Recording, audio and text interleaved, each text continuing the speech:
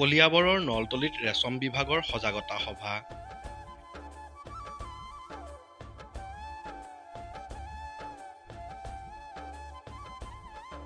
পশ্চিম কলিয়াবৰৰ অন্যতম অগ্ৰণী অনুষ্ঠান পুবেৰুণ আৰু নগাঁও ৰেচম বিভাগৰ যৌথ উদ্যোগত নলতলিস্থিত মুগা খাদ্য গছ ৰোপণ কেন্দ্ৰ ৰেচম বিভাগৰ সজাগতা সভা।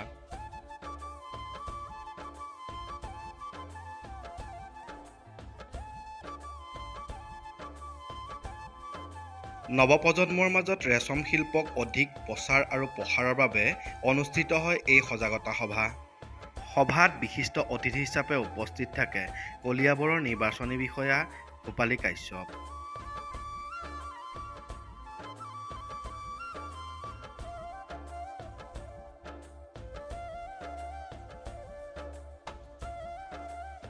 ৰেচম শিল্পৰ ওপৰত আলোকপাত কৰে সহকাৰী ৰেচম সঞ্চালক ভূনাথ কুমাৰ ৰাভা, নগাঁও জিলা ৰেচম পৰিদৰ্শক কৃষ্ণ শইকীয়া, সম্প্ৰসাৰণ বিষয়া দীপশিখা বৰদলৈয়ে।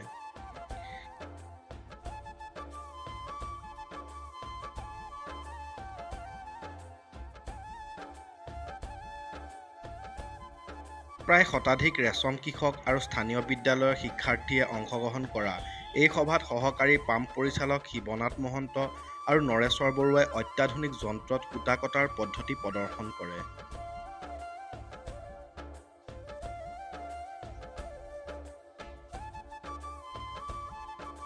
এই সভাতে ৰেচম শিল্পক জীয়াই ৰখাৰ প্ৰচেষ্টাৰ বাবে ৰেচম কৃষক মুকুল বৰুৱাক ৰেচম বিভাগৰ ফালৰ পৰা পুৰস্কৃত কৰা হয়।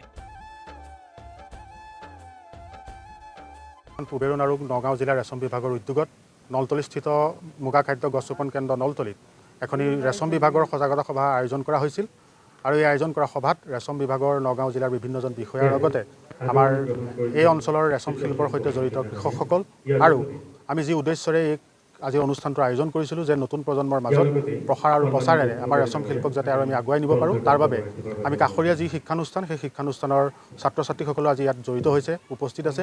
আমি সকলোকে আমাৰ আন্তৰিক কৃতজ্ঞতা জ্ঞাপন কৰিছোঁ আৰু আশা কৰিছোঁ আমি যি উদ্দেশ্যৰে আজিৰ এই অনুষ্ঠানটিৰ আয়োজন কৰিছিলোঁ সেই অনুষ্ঠানটি যাতে আমাৰ পুৰাতন সভ্যতা সংস্কৃতিৰ সম্ভ্ৰান্ত ৰূপ ৰেচম শিল্পক আমি আগুৱাই নিয়াৰ ক্ষেত্ৰত অলপ হ'লেও অৰিহণা যোগাব পাৰোঁ। আৰু ৰেচম বিভাগৰ নগাঁও জিলাৰ অধীনৰ অন্যতম এজন ৰেচম শিল্পৰ শিল্পী মুকুল বৰুৱা, তেখেতক অসম চৰকাৰৰ তৰফৰ পৰা এটা এৱাৰ্ড মালি ঘোষণা কৰা হৈছিল। আজি এই সভাতেই কলিয়াবৰ মহকুমা প্ৰশাসনৰ নিৰ্বাচনী বিষয়া ভূপালী কাশ্যপ ডাঙৰীয়াৰ হতুৱাই বিভাগে তেখেতক আনুষ্ঠানিকভাৱে এই বঁটাটি আজি ইয়াতে প্ৰদান কৰিছে।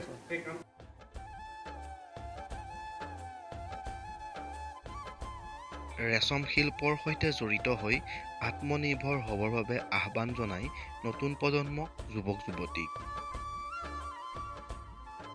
ৰেচম শিল্পটো মানে আপোনাৰ কৰিলে লাভ নহ'ব বা এনেকুৱা কিছুমান ভাবে, কিন্তু মহিলাসকলৰ বাবে এইটো এটা উপযোগী মানে কম মূলধন খটাই এটা সফল লাভ কৰিব পৰা এটা ব্যৱসায় এইটোৱে হৈছে।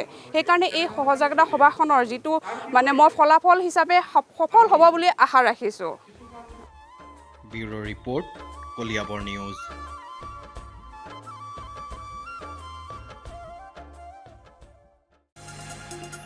অধিক বা বাতৰিৰ বাবে চাই থাকক কলিয়াবৰ নিউজ। ফ'ল' কৰক আমাৰ ফেচবুক পেজ, ছাবস্ক্ৰাইব কৰক আমাৰ ইউটিউব চেনেল।